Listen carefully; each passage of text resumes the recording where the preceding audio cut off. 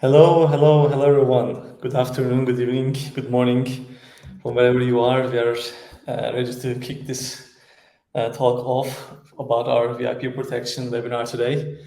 I have Ensar with me today for the VIP protection webinar. He's our CISO. We'll kick this off in a fun way because we have a short game prepared for you. We'll ask you, all of you, to quickly scan the QR code. Please take out your phones and scan the QR code to join the game. And once I see that everybody's joined, I'll start the game. And there's just three questions that we have prepared, and we'll have some fun first. Then we'll jump into our topic about VIP protection. Why is it important? Why is it going to even become more important in the going future, and all that stuff.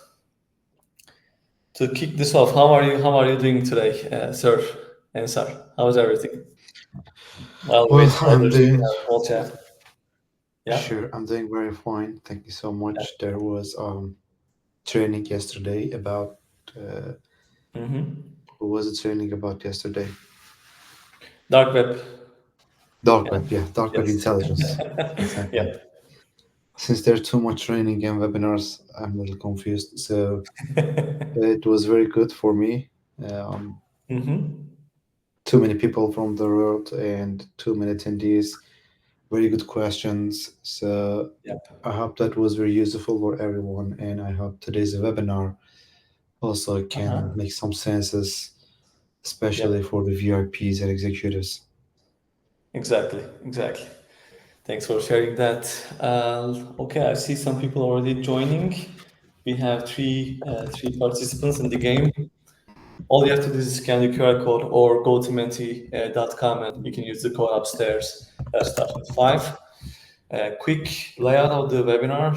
First, we'll go with this short game. It will take really short, then we'll do a quick demonstration of the VIP protection module of the platform, and so I will be delivering that, and it will then turn into a questions and answer session between us, and then at the end we'll accept questions from you guys. So feel free to use the chat section, question section of the platform, right talk, and we will be sure to answer them within our time frame.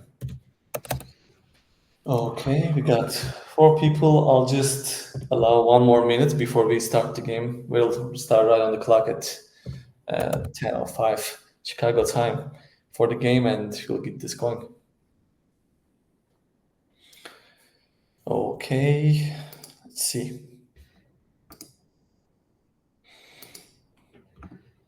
All right, I think I can start the game. Let's start. For anyone who wants to join later, that's also possible. Just scan the QR code, and we'll be good to go. And let's start the game real quick. Let's see here.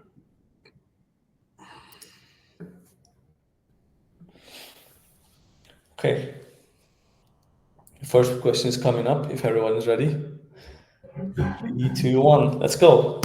Okay. So the first question is, which of the following is the most common initial access method used by threat actors to target VIPs? We have some options downstairs, and you have 15 seconds to answer.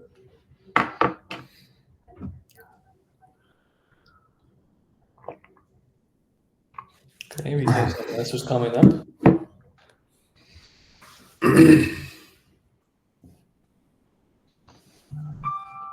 Okay.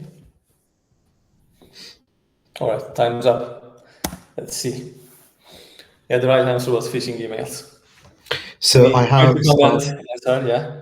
yeah, I have small comment. Despite the sophistication of modern attacks, phishing emails remain in the most common entry points because they exploit human error and making VIPs particularly vulnerable due to their high-profile access. Exactly.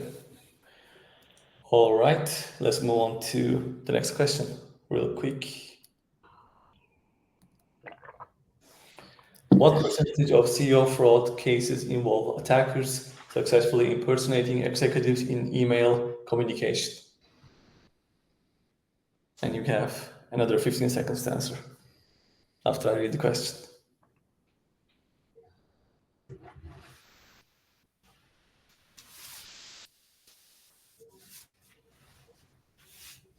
Okay. We got one for 20%, we got 35, 64, 82.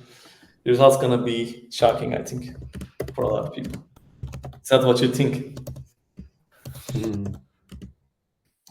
when prepare when we prepare the surveys, we always trying to make people shocking, right? So the answer is not going to be easy. Yeah, the right answer is 82%. Yeah. Exactly. 82% was shocking for me of the CEO fraud cases involve convincing impersonations via email and showcasing the critical need for monitoring tools and awareness to prevent these attacks. All right, thank you. Thank you, Asha, for the comment. Last but not the least, last question coming up. Let's go. Which type of VIP information is most commonly found for sale on the dark web? Social security numbers, home addresses, compromised credentials, financial transaction logs. This is interesting too.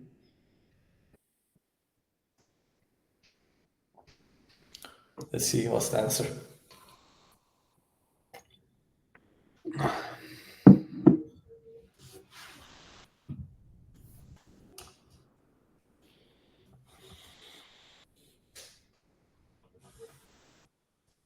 Okay, we don't see anyone answering. Okay, we got one compromised credentials. Okay.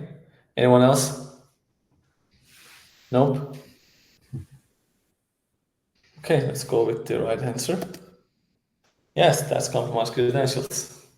Exactly. Thank So you. compromised credentials are highly valuable and frequently sold on the dark web as they provide direct access to the corporate systems or sensitive personal accounts, often leading to significant breaches. Yep. Thank you. All right. That ends the game for this fun, short and fun part. And Sar, what do you think we should do? Jump on the demo real quick for the VIP protection, and then we can have the Sure, single answer. Yeah. All right. I'll stop sharing my exactly. screen. Before the demo, I have a couple things to say. Sure. Yeah. Go ahead. Yeah. So again, hello everyone, and welcome to this webinar on VIP protection. And my name is Ansar. It is great to have so many people around the globe again. And this session will explore why protecting VIPs is critical and how Socradar's advanced technology can provide unparalleled security for executives and key personnel in your organization. So at Socradar, we focus on providing actionable cyber threat intelligence to safeguard your digital assets and people. One of our core capabilities is VIP protection, which is essential to protect executives and the key decision makers who are often primary targets or sophisticated cyber attacks. So the threat actors are increasingly targeting executive with tailored cyber attacks to steal sensitive data and they disrupt operations or even extort organizations.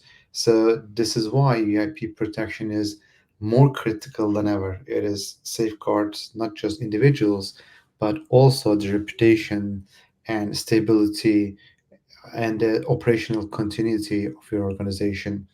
So executives and VIPs are high value targets for cyber criminal just because of their access to sensitive data and their ability to authorize critical decisions.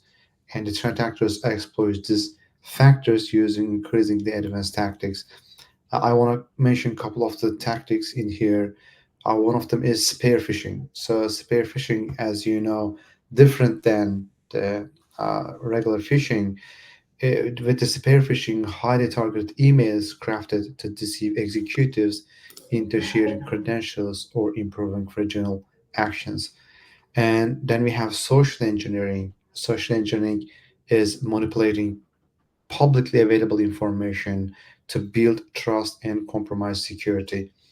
And then we have CEO frauds. It is very common nowadays, which is impersonating CEO, or sometimes they also impersonate CFOs just because they handle the financial part of the organization, or it could be any other executives to mislead the employees into transferring money or revealing sensitive information.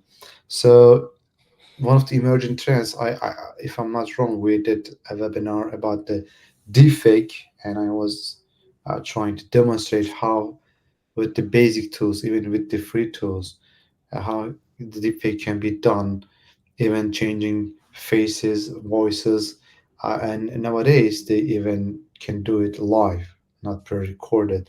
So Yeah. deepfake also one of the fastest growing threats to the VIPs, which also called deepfake scams. So deepfake technology uses artificial intelligence to create realistic but fake audio and video content. And for example, attackers can generate videos or voice recordings that convincingly impersonate an executive, tricking employees or partners into taking actions like authorizing large payments.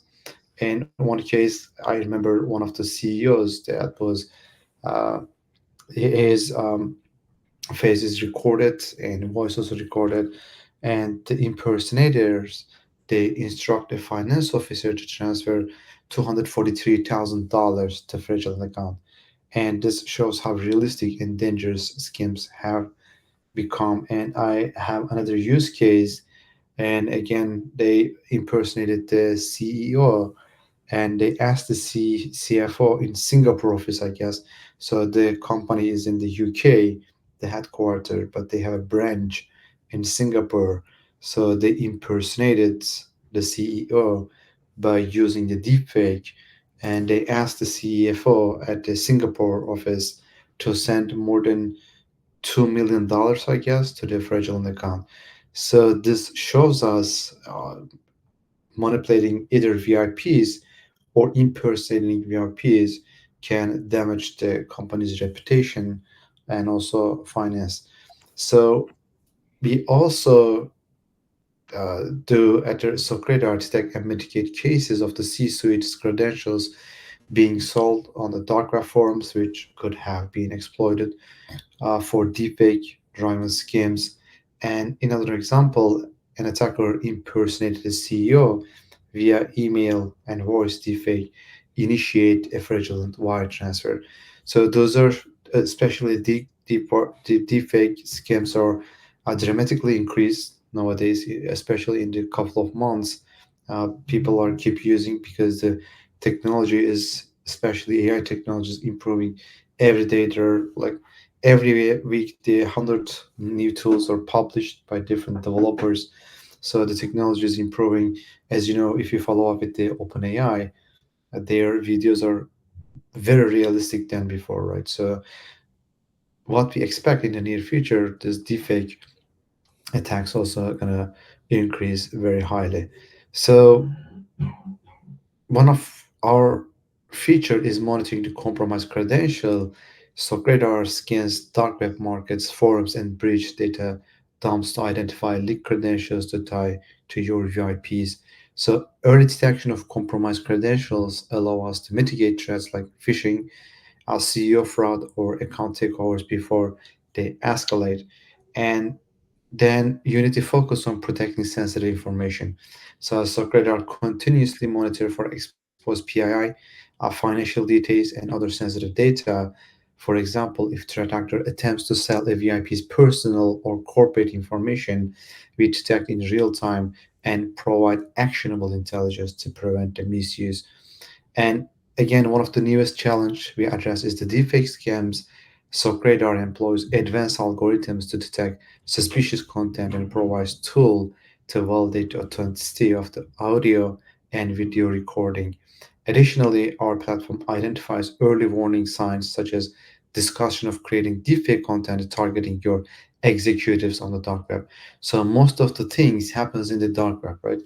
Before they plan any attack, or if they before they orchestrate any attack, they talk on the dark web, they uh, strategize their attack on the dark web. So it is very critical, very important to monitor the dark web. That's why we did a training on the dark web intelligence, and I tried to show everyone who attended the yesterday's training how dark web could be interesting and how useful information can find be there. And with Socrates VIP protection modules, It can ensure that your organization can detect and neutralize phishing, CEO fraud, and deepfake scams, and also protect sensitive personal and financial data from exposed and leverage real-time intelligence and expert human analysis to stay ahead of evolving threats. Actually, finding uh, information about the VIPs is too easy. You don't even have to go to the dark web. So, as you know, by using Google, and right now we can even use OpenAI, you can easily find these things. Can we share anything in the chat, Rock? This is poll questions.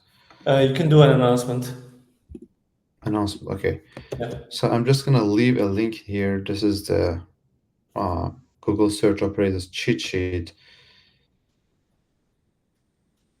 Yes, display. So why did I share this one? Just because I wanted to show you.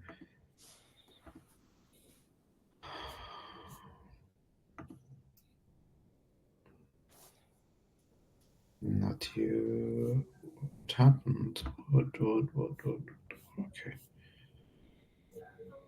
For example, if I wanted to try to find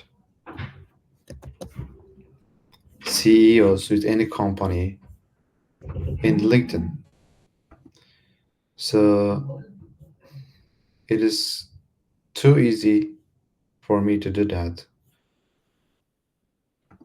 just using the Google queries. So let me show you how also you can do that.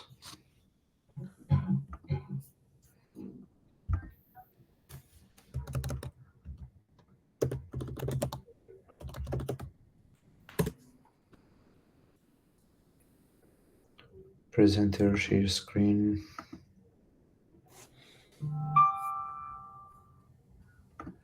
Okay, allow window. Yeah, you should be able to share your screen from there. While we do that, it sounds easy, but maybe it's not that easy for everyone to do it. You're, an information technology specialist, so for someone like me, might be harder to do. But let's see how easy it is to find someone. Okay, yeah, it's like a short code. Okay, So if you go to the list that I share with you, you can find all these queries, right? Or you can do a basic um, Google search.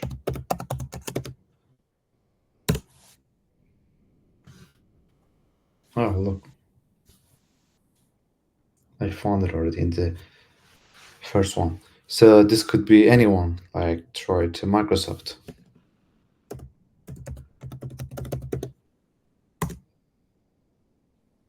So what I'm trying to show you, this is just a basic search, right? I didn't even go to the dark web or deep web.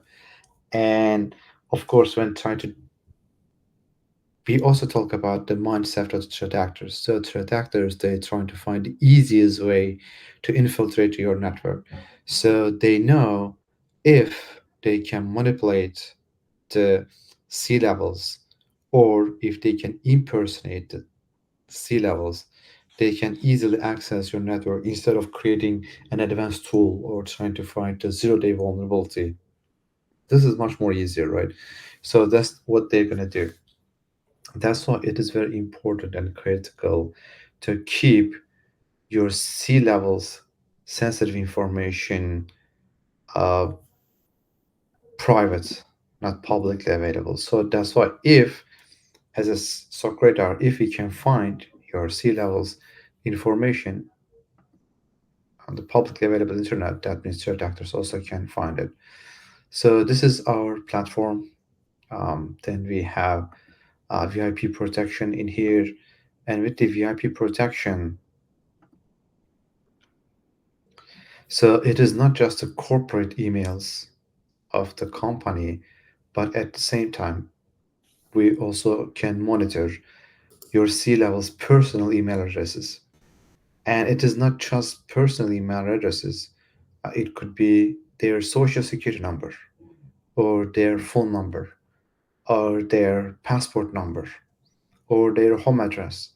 All can be monitored and searched from dark web and the surface web. If anything came up with that provided information, we can let you know so you can go ahead and investigate it. This is particularly important, especially when I was trying to explain yesterday. For example, if somehow, let's search this one. The most dangerous part, and we did a webinar for this one as well, the Steeler locks. Why Steeler locks are very critical and very important? Just because if one of your VIP's computer is infected by an info stealer, what info stealer does collect every piece of information typed on your keyboard, right? Your employee, your VIP's keyboard. So whatever they type with their computer, all gonna be recorded, logged by the threat actors. So how this could be dangerous, you may think. This gives, of course, they can use credentials and everything, but other than that, they can use this information creating a profile for that person and at the same time for the company as well. Because there are too many critical data inside of the info stealer. So every single website he or she visited, every single purchase he or she made via any e-commerce website, uh, any every single ticket he or she purchased using the browser and that machine. So I know everything. Let's say uh, Brock is our CEO, right? So I want to target Brock, and let's say I have an info stealer in Brock's computer. So whatever he types with his computer, so every single email he sent to the employees or his colleagues or the partners or the customers.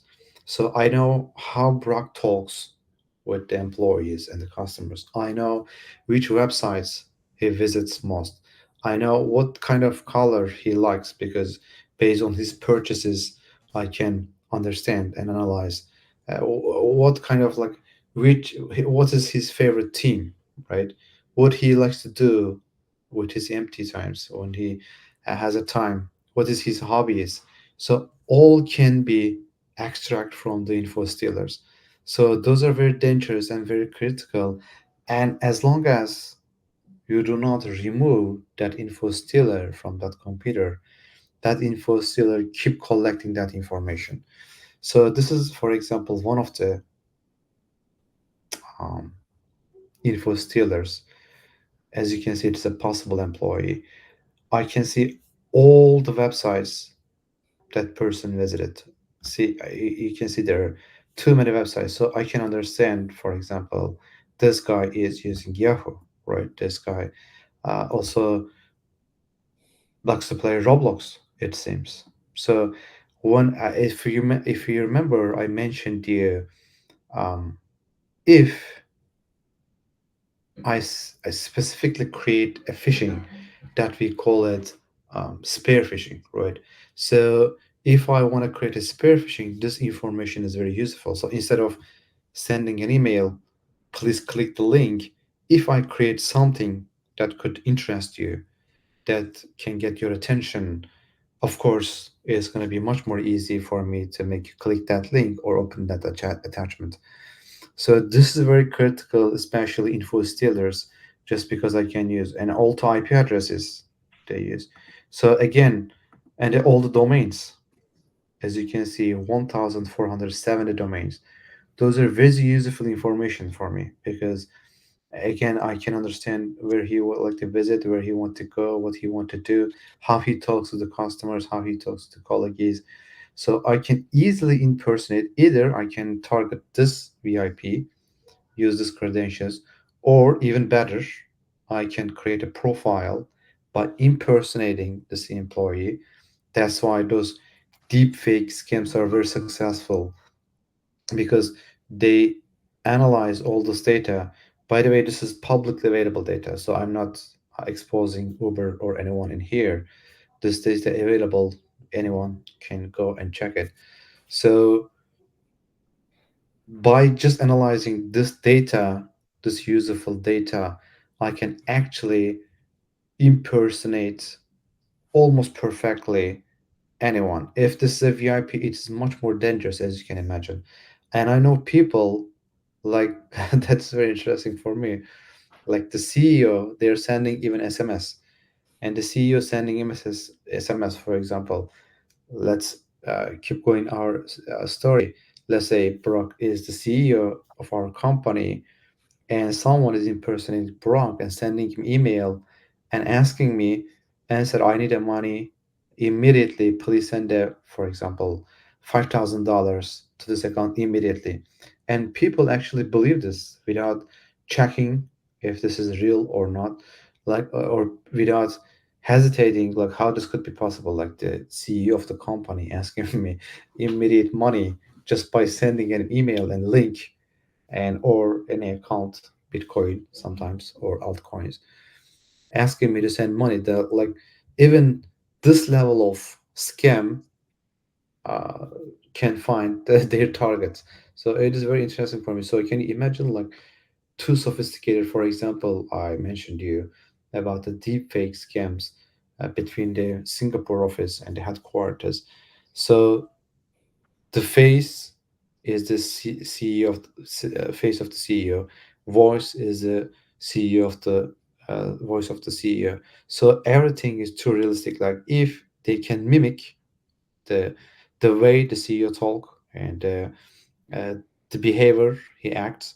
So this is the perfectly crafted phishing or scam or whatever you call it, perfectly crafted attack to your organization. So if somehow this information is leaked on the dark web or the surface web, you need to know immediately so you can take action. Even emails, you see there are too many emails.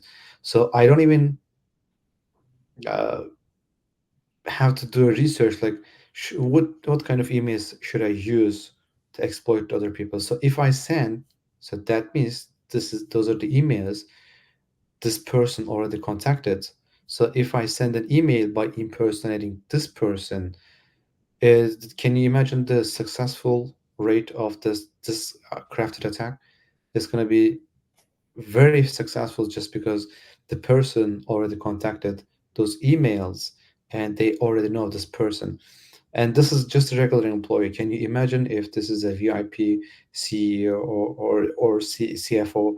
So of course this is going to be much more dangerous and much more devastating.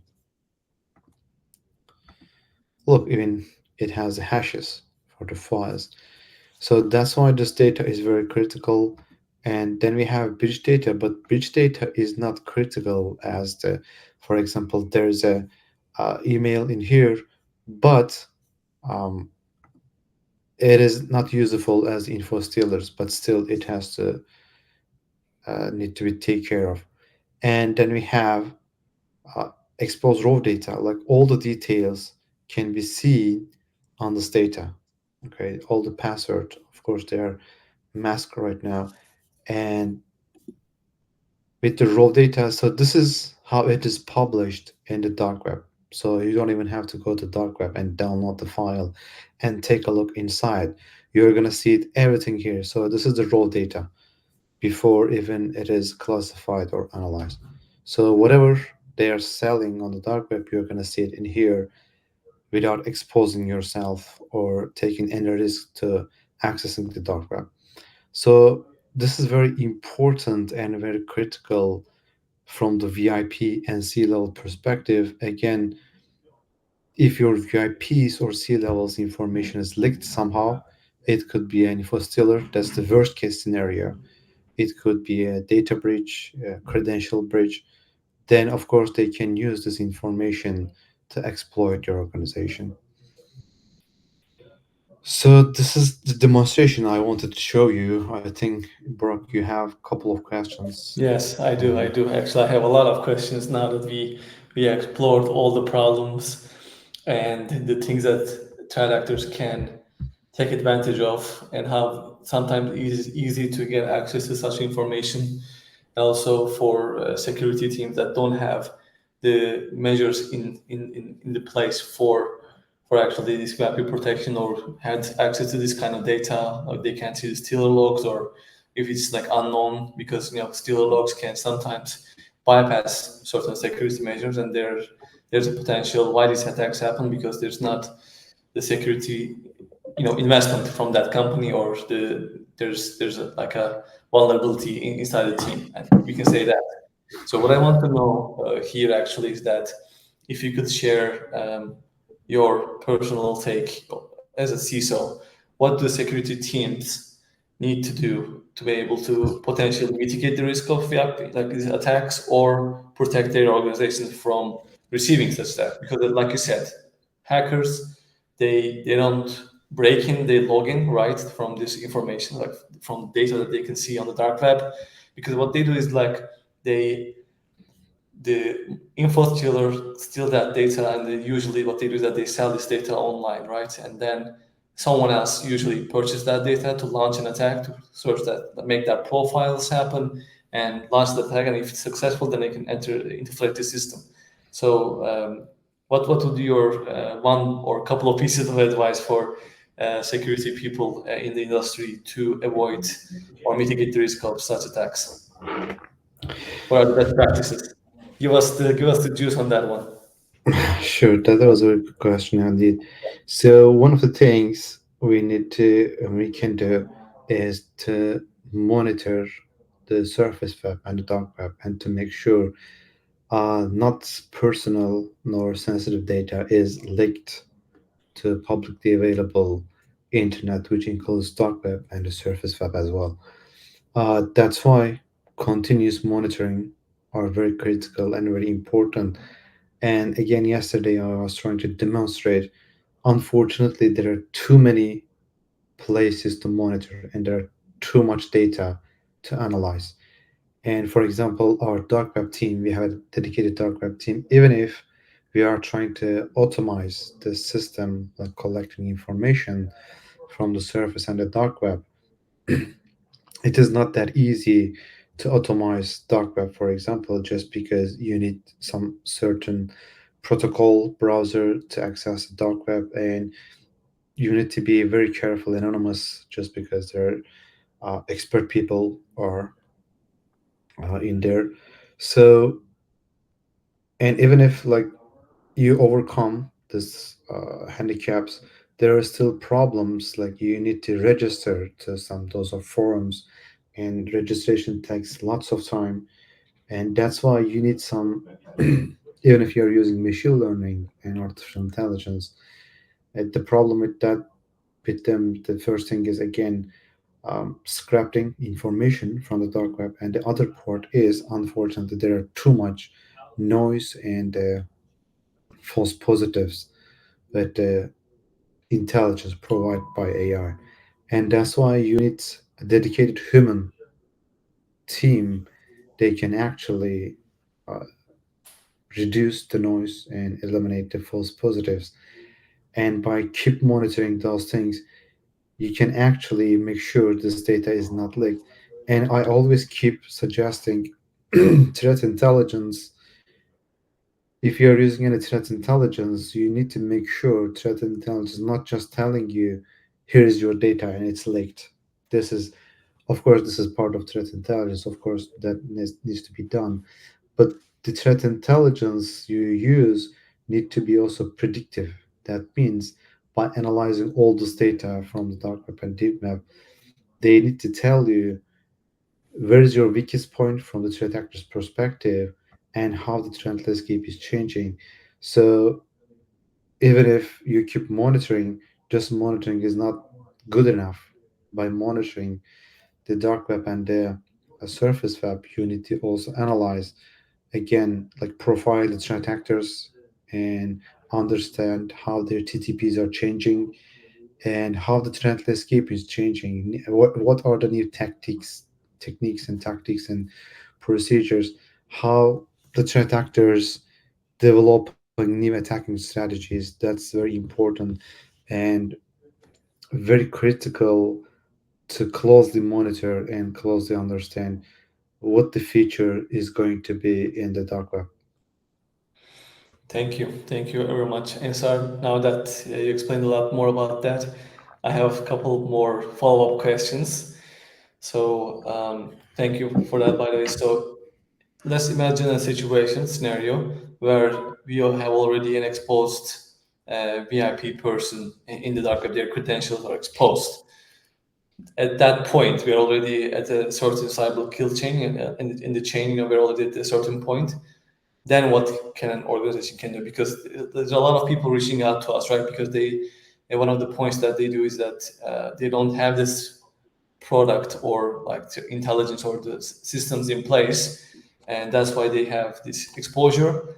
And then after an incident happens, then they get, okay, we need to protect this. So they get to the idea to monitor a certain aspect of their company after the fact that it happens.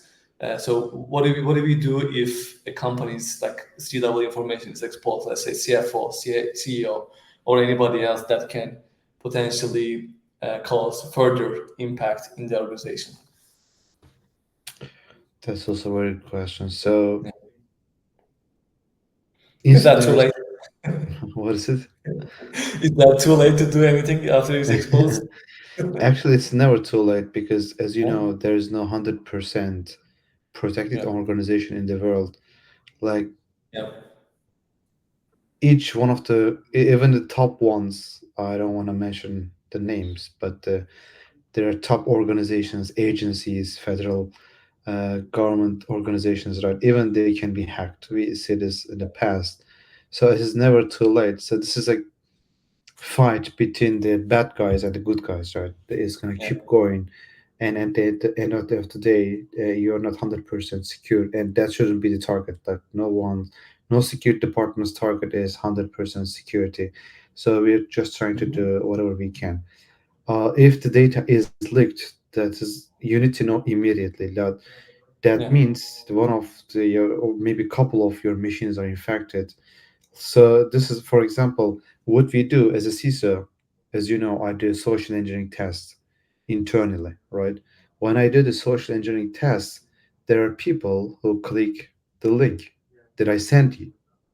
yeah, So what I expect from that people to inform the security department immediately. So yeah, instead of being quiet, so if you let the security department, you click a malicious link or open a malicious attachment.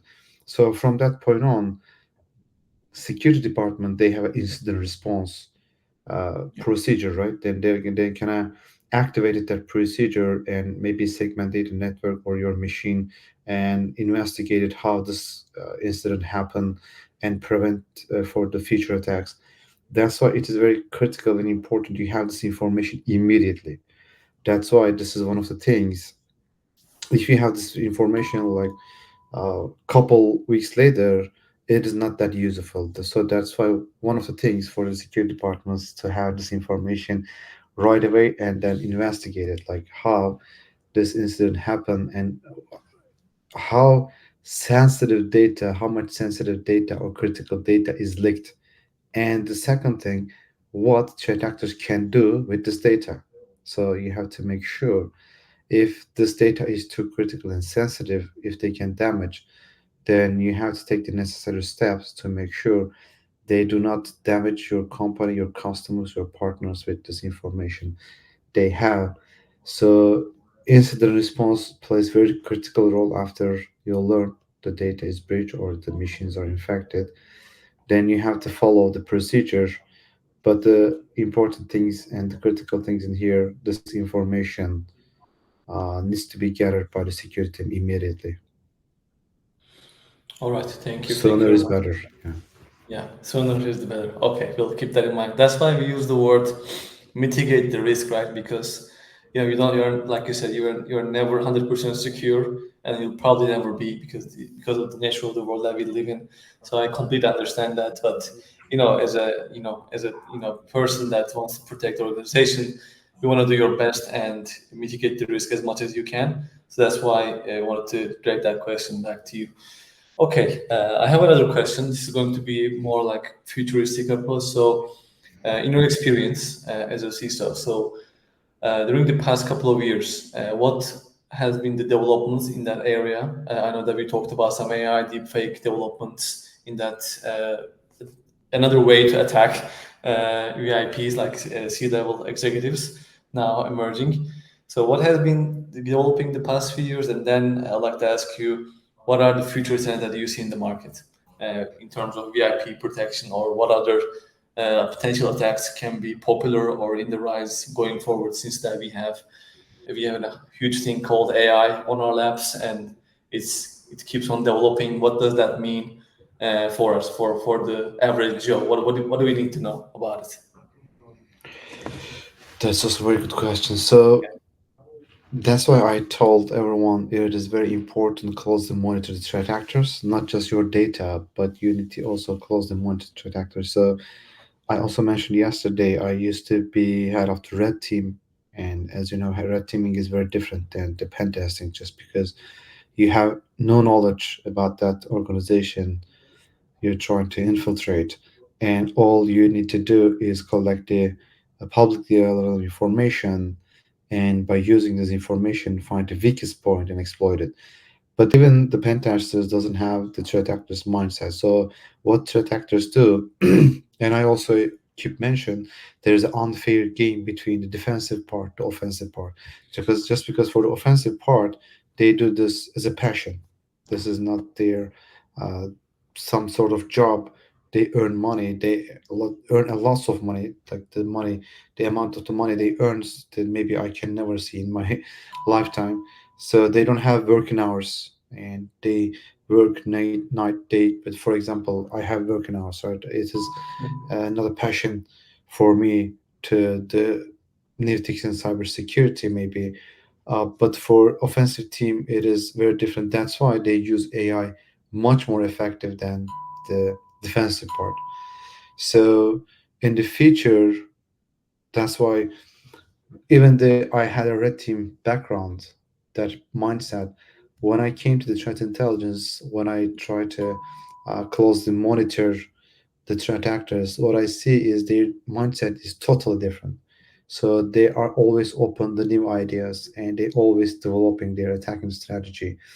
And if you remember, we were doing the Cyber Word series with you. So with the Cyber Word series, each month I try to explain everyone how the threat landscape is changing. For example, they create callback phishing attacks. Like instead of manipulating, they're calling you and manipulating you. What they do, they also call it the reverse social engineering.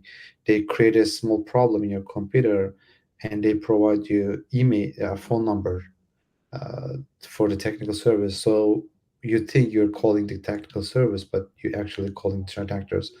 So they are very creative. They are very active, developing new attack strategies. So in the near future, what I see is still, unfortunately, people in defensive part cannot use AI effectively. I don't know what is the exactly problem in there. We are keep doing the trainings and explain how AI is very important for cybersecurity, but unfortunately, I don't see like most of the companies, organizations using AI just for the marketing purposes. They are not even effective. But for defense, for the offensive part, they are using AI very effectively, and they even develop new um, tools by using AI.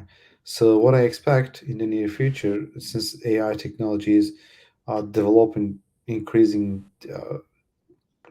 like dramatically increase very high rate, so the gap is going to be open more and more between the defensive and offensive part.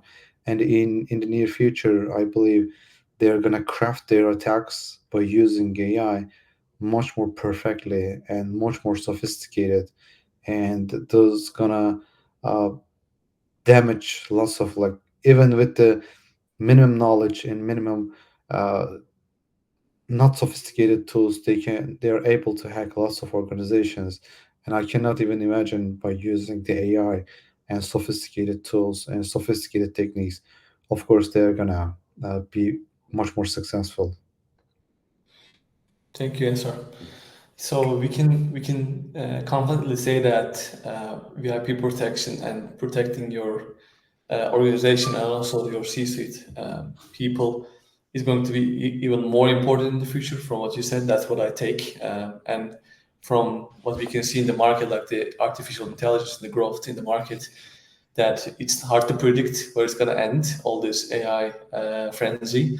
And the thing is, we'll not know what we face with in the near future, because like right now we see AI systems hacking each other without there's a possibility. So in the future we don't know what kind of a we might have an AI executive as in the future, so they might be in but again, the message is the same: we protect our VIPs. One follow-up question that I have, I'm curious from your experience. So we have all these kinds of data, right, in the dark web for VIPs. It can be URLs, domains, their personal information, address. Which do you think is the most crucial for an organization? Which data is more useful for the hacker, let's say, like for the offensive part, that they can in a rapidly, very fast way, they can use it against us for an organization? Or what sets of data would you say are the most crucial? Yeah, that's also a very good question. Yeah, Again, as I mentioned, if there's an info stealer, one of your yeah, VIPs, that info stealer are very dangerous just because they can even create profiles by using that information there. It is not just password and username, it is the entire profile of that person, right? Because whatever they type on the keyboard, they can collect this information. That means, again, wherever you like to go, where you want to spend your time when you're free, which team is your favorite team, which color is your favorite color. They have all this information, and they can easily use this information crafting their attacks. So, like, every single information, piece of information is very critical and could be a game changer. Depends on what kind of data you're trying to protect or what kind of security systems you have. So at the end of the day, don't forget, please, it is not like the Hollywood movies, right? They put your gun head of your head and they tell you hack the Pentagon in 15 minutes. It doesn't work that way. yeah, Like, no, there's no one in the world who can hack the Pentagon in 15 days, 15 minutes, sorry. So at the end of the day, what threat actors do, they collect a piece of informations which is publicly available, and like making a puzzle. So putting this piece of informations at the end of the day, they take a look and they think like how I can attack this company or organization by using the information I have. So it depends what kind of information is leaked from your company, from who, and for example, there are some people in the organization, and those people could be much more critical than CEOs, right? They are maybe have too many sensitive data. They have access to too many sensitive data. For example, CISOs are responsible for the company's security, and they have an access, most probably, to every single uh, sensitive data in that organization. So if anything leaked from the CISO, that could be used against the organization very easily. Even not creating profile, even the one admin password of that CISO, if it is leaked, or SOC manager, that can hugely damage that organization.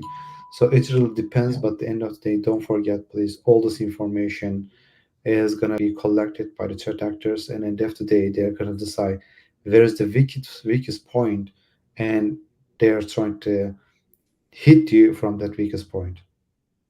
All right. Thank you very much for sharing that answer. We have about 10 minutes left.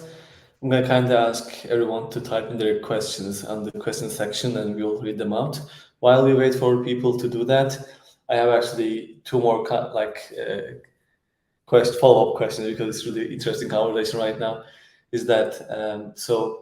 We talked about the CISOs, right? They're also a C level and a VIP. We can put them in that scale. Do you think CISOs are also becoming a target for the threat actors, because this is also sensitive information? And like you said, they might even have more access to critical infrastructure in the company. But again, it is going to be harder to acquire CISO's data because the cybersecurity awareness, like we discussed earlier, like you were running tests, the awareness on the top level, and it's harder to trick CISO than it is to it can be a CEO or any other C level. So do you think that's the target area is expanding into CISOs, or do you think that's going to happen in the future? What's your personal take on that? Thank you for the question. So just to be clarified, anyone can be a target, Yeah, but please don't forget they are trying to find the weakest point, right? And usually, CISOs are not the weakest points. They yeah, know about security. They have a technical background, so they know how to protect themselves. And most likely, most of the time, they are not the first targets because there are like 100 other people. They don't even know what a security is. They don't know how to protect themselves. So again, threat actors trying to find the weakest point, and that's why instead of like targeting a CISO, they are trying to target other VIPs because again, they don't have that much security background or security perspective and technical background, and they don't even know how to protect themselves. If you remember with the ransomware operators, for example, in the previous years, they were targeting the finance industry. Like finance industry was the uh, top target for the threat actors, ransomware operators to be specific, in the previous years, just because too many financial transactions, right? Too much money involved in the finance industry. So, but do you know which industry was targeted most in 2024? I would usually go to finance industry because they seem to have more to protect, but I think the answer is not that one. I have a feeling. Exactly. Your Because feelings are correct. whenever you ask something, it's usually not what I think, so I kind Yeah, of got used to it. exactly. So health industry was the Healthcare, top okay. healthcare, yeah, the Hmm. industry targeted mostly by the threat actors. Do you know why? Just because they realize it is not that easy to hack finance industry organizations because they understood the importance of security and they highly invested on security, and it's not that easy to hack those organizations. So instead of focusing finance industry, they thought there are too many personal data, sensitive data in hospitals and healthcare organizations, and they're light. They have security, very light security, right? So they're easy to can be hacked. So instead of focusing finance in 2024, threat actors change their top target industry to the healthcare, and they were very successful. That's why I'm trying to explain it is important to have threat actors mindset, just because they are not trying to. And for example, another example, instead of finding zero-day vulnerabilities, what they do is still exploiting a vulnerability from 2017, which is a uh, Microsoft vulnerability. So instead of finding zero-day vulnerabilities on that organizations, they still exploit the vulnerability from 2017, just because 60% of the companies still didn't patch that That's it, yeah. vulnerability from 2017. So that's why threat actors are keep focusing on the weakest vulnerabilities. And Hmm. once you understand their mindset, you can actually understand where they're going to lead this path. Exactly. Thank you very much, Ensar. I don't see any questions from our guests. That's all right. If you have, please type them down and I'll read them out to you to answer and we'll answer the questions. While we do that, I'm going to share my screen real quick. I'm going to show everyone one simple thing.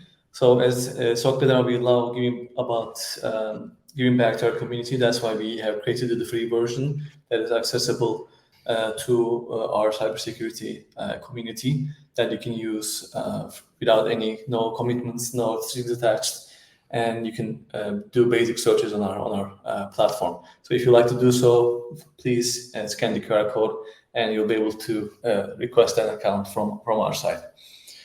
Okay, I don't see any questions, but to wrap up, answer. Uh, what are what would be the three key takeaways from this webinar? What do we learned from this? What message that you want to give to our audience? Just three very short, concise message that you, if you had three stuff that you want to mention, let's give that out and we can wrap it up for today. Sure. So there's one last thing before I go to the three recommendations I want to mention when I ask about the feature of these attacks. And I also mentioned as a service strategy developed by the threat actors, right? So they have ransomware as a service, they have a phishing as a service, and they even have uh, like malware as a service. So the people who doesn't know any coding, doesn't know any technical details, if they want to do the ransomware attack, if they want to do the phishing attack, they can easily use threat actors platform and they can share the income. Like they usually ask for 30% or the 40% of the gain to use enable to use their platform. So we're expecting more sophisticated and um, more advanced and more, let's say, uh, crafted as a service tools in the near future. And this one and created mostly by maybe AI or created based on their experiences. So those as a service platforms make it very easy for anyone to this malicious activities. And in the near future, I'm expecting more and more this as a service offers from the threat actors.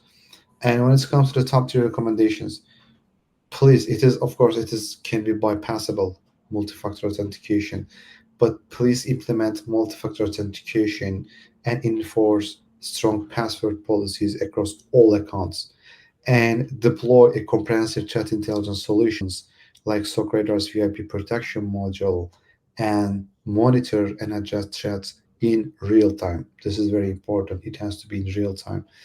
And please conduct regular cybersecurity awareness training, which could be very useful, even if it seems a simple step for executives and their teams to recognize and mitigate common threats. I was doing awareness training for the executives, one of the banks, and at the end of the training, the one of the chairman of the bank, he said, "Ansar, you scared us a lot with whatever you mentioned." And I told him, "You need to scare, otherwise you're not going to invest your own security. If you're scared, that means if you're scared, that means I did a good job." So please, awareness, create an awareness for your VIP level executives. Once they understand how security is important, they maybe decide to invest in security. I have there's a one saying from the former FBI director. He said, "Security is always too much until it's not enough." So this is a very good saying by the FBI director, former director. That's why before these things happen, it is important to show your VIPs. Those are very important, critical uh, points, and you need to take an action immediately. Thank you very much, Ansar. We are right on time. And I'll see you, everyone, in the next session. We have another one tomorrow. Feel free to join us on Bright Talk sessions. So tomorrow we'll talk about ransomware negotiations again with Ensar. And while we approach Christmas and the end of the year, we have a couple more webinars coming up. Feel free to check them out, and I'll see you on the next time. Stay Thanks safe. everyone for joining. Take care.